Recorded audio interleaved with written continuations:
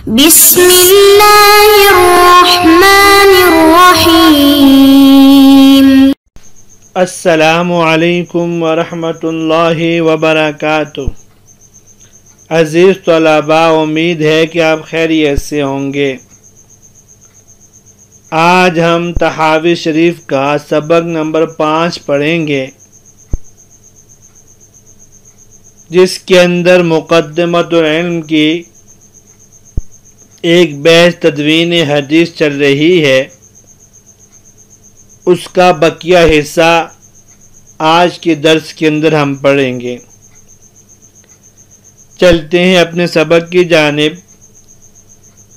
بسم اللہ الرحمن الرحیم۔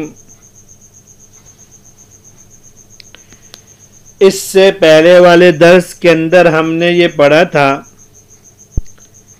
کہ صحابہ کرام رضوان اللہ تعالی علیہم اجمعین کے دور میں حدیث کی تدوین اور حدیث کو جمع کرنے کا کام کس طریقے سے تھا۔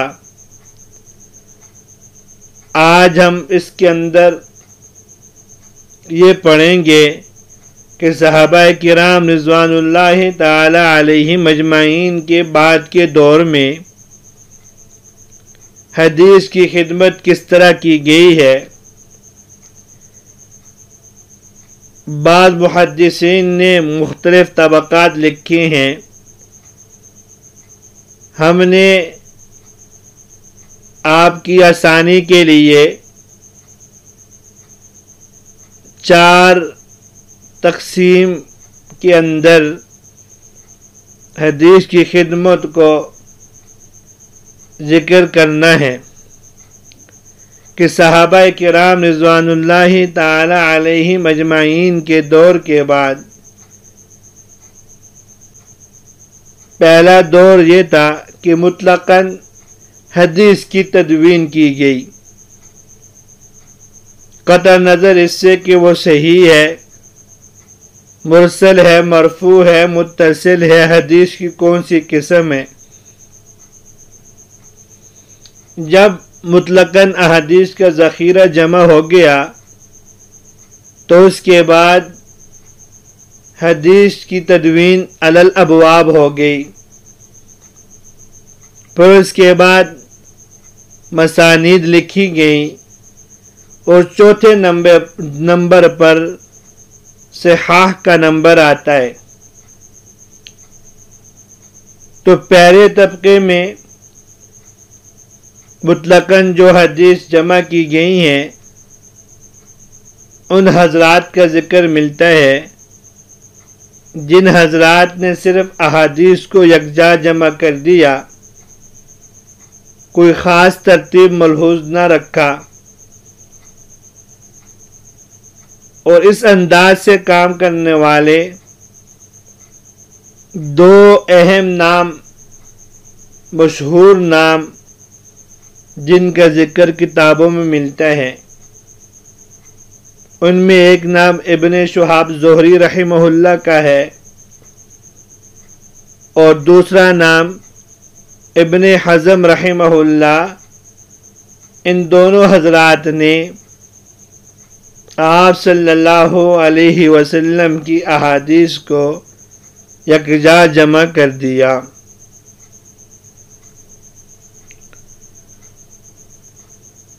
ان کے بعد دوسرا دور شروع ہوتا ہے جس کے اندر ابواب اور فصول کی ترتیب سے احادیث کو جمع کیا گیا ہے۔ اس طبقے میں وہ حضرات قابل ذکر ہیں جنہوں نے ایک باب کی احادیث کو خاص باب کے تحت جمع کیا۔ مثال کے طور پر کتاب الزکوٰۃ کی احادیث کو کتاب الزکوٰۃ کے عنوان کے تحت اور حج کی احادیث کو ابواب الحج کے تحت ذکر کیا۔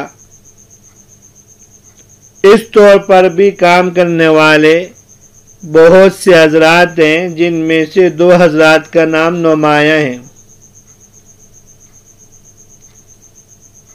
نمبر 1 ربیع بن صبیح رحمہ اللہ، اور نمبر 2 سعید بن ابی عروبہ رحمہ اللہ۔ ملا کاتب شلبی رحمہ اللہ نے لکھا ہے اول من صنف فی الاسلام ربیع بن صبیح و سعید بن ابی عروبہ، مگر یہ اولیت حقیقی نہیں ہے، اعتباری ہے۔ یہ دونوں حضرات اس معنی کے اعتبار سے مدون اول کہے جاتے ہیں کہ ایک باب کے تحت مرتب انداز میں خاص طور سے انہی حضرات نے کام کیا ہے، اور اسی کے بعد ان حضرات کا ذکر بھی ملتا ہے۔ وہ حضرات بھی قابل ذکر ہیں جن حضرات نے ان مختلف ابواب و فصول کے تحت مختلف کتابوں کی روایات کو یکجا جمع کیا، اور اس میں بھی بہت حضرات کے نام ہیں، جیسے ابن جریج رحمہ اللہ، حشیم رحمہ اللہ، امام مالک، معمر، عبداللہ ابن مبارک رحمہم اللہ جیسے حضرات تھے۔ لیکن ان حضرات نے جہاں آپ صلی اللہ علیہ وسلم کے اقوال کو کتابی شکل دیا، اسی کے ساتھ یہ کام بھی کیا کہ روایات مرفوعہ کے ساتھ اکثر صحابہ کے آثار کو بھی ایک ہی ساتھ ذکر کرنا شروع کیا، جس کی وجہ سے روایات مرفوعہ اور آثار صحابہ ان کا ایک ذخیرہ کتابی شکل میں جمع ہو گیا، جیسا کہ موطا امام مالک رحمہ اللہ سے یہ واضح ہوتا ہے۔ اس کے بعد روایات مرفوعہ کو آثار صحابہ سے الگ کرنے کا زمانہ آیا، جس کے اندر مسانید لکھی گئی ہیں کہ اس دور کے حضرات نے یہ ضرورت محسوس کی کہ روایات مرفوعہ کو آثار سے جدا کر کے لکھا جائے، چنانچہ مسند عبداللہ بن موسیٰ العنبسی، مسند نعیم بن حماد الخزاعی، مسند امام اعظم، اور اسی طرح مسند امام احمد بن حنبل رحمہم اللہ وغیرہ جیسی بہت سی مسانید لکھی گئی ہیں۔ ان حضرات نے خصوصی طور پر کوشش کی کہ آپ صلی اللہ علیہ وسلم کے اقوال اور صحابہ کے اقوال میں فرق ہو، مگر صحاح اور حسان اور ضعیف میں فرق کرنے پر ان کی نظر نہ گئی۔ اس کے بعد کا جو دور ہے، جس دور کے اندر صحاح لکھی گئی ہیں،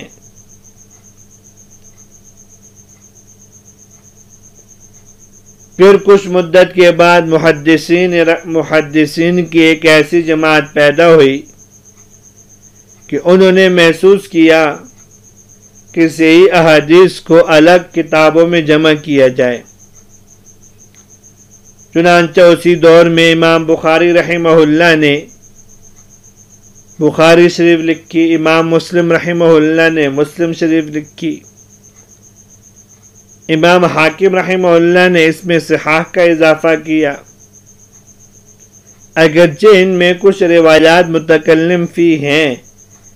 اسی طرح مدونین حدیث کے جتنے طبقات ذکر کیے گئے ہیں، ان کے اندر کچھ نہ کچھ فرق ہے۔ ہر طبقے کے ہر ایک زمانے کے محدثین نے اپنے خاص انداز سے کام کیا ہے۔ اسی وجہ سے بعض حضرات نے انہیں مدون اول کہہ دیا ہے۔ من کل الوجوہ انہیں مدون اول کہنا صحیح نہیں ہے، البتہ اعتباری فرق کے ساتھ انہیں مدون اول کہا جا سکتا ہے۔ علامہ سیوطی رحمہ اللہ کے وہ اشعار ہیں جن اشعار کی وجہ سے جن اشعار میں تدوین حدیث کی ترتیب بیان کی ہے اور اجمالاً تطبیق کی طرف بھی علامہ جلال الدین سیوطی رحمہ اللہ نے اشارہ کیا ہے کہ ان تمام حضرات کو مدون اول کس اعتبار سے کہا جاتا ہے، اور وہ اشعار یہ ہے: اول جامع الحدیث والاثر ابن شہاب امر له عمر، واول جامع الابواب جماعت فی الاسر ذو اقتراب، کابن جریج وحشیم ومالک ومعمر وولد المبارک، واول الجامع مع الاقتصار علی الصحیح فقط البخاری۔ سب سے پہلے احادیث و آثار کو جمع کرنے والے ابن شہاب زہری ہیں، جنہوں نے عمر بن عبدالعزیز رحمہ اللہ کے حکم سے یہ کام انجام دیا۔ گویا کہ مدون مطلق ہیں۔ ان کے بعد ابواب کے تحت روایات کو جمع کرنے والے بہت سے لوگ ہیں۔ ان کی مستقل ایک جماعت ہے جن کا زمانہ قریب قریب ہے، جیسے ابن جریج، حشیم، مالک، معمر ابن المبارک رحمہم اللہ وغیرہ، اور ساری روایتوں میں سے صرف صحیح روایات جمع کرنے والے امام بخاری ہیں کہ انہوں نے صحیح احادیث کو یکجا جمع کیا ہے۔ بہرحال علامہ سیوطی رحمہ اللہ نے ان اشعار میں جہاں تدوین حدیث کی طرف اجمالاً اشارہ کیا ہے وہیں تطبیق دی ہے۔ البتہ حافظ ابن حجر رحمہ اللہ کی رائے یہ ہے کہ ان حضرات کو مدون اول اپنے ملکوں اور شہروں کے اعتبار سے کہا جاتا ہے۔ مثلا ابن جریج مدون اول ہیں مکہ کے اندر، اور حشیم یہ مدون اول ہیں واسط کے اندر۔ امام مالک رحمہ اللہ مدون اول ہیں مدینہ طیبہ کے اندر، اور معمر مدون اول ہیں یمن کے اندر، اور عبداللہ ابن مبارک مدون اول ہیں خراسان کے اندر۔ ان شہروں میں سب سے پہلے کام کرنے والے یہ حضرات ہیں، اس وجہ سے انہیں مدون اول کہا جاتا ہے۔